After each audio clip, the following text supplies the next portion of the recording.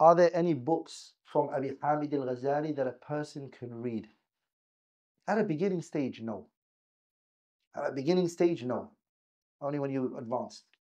Like the books he's written in the fiqh al-Imam al-Shafi'i are very good. His works in fi fiqh al-Imam al-Shafi'i al-Wajiz is a very good book. Amazing kitab that al-Minhaj al-Imam al-Nawawi that we have is actually taken from there. That's inshallah ta'ala.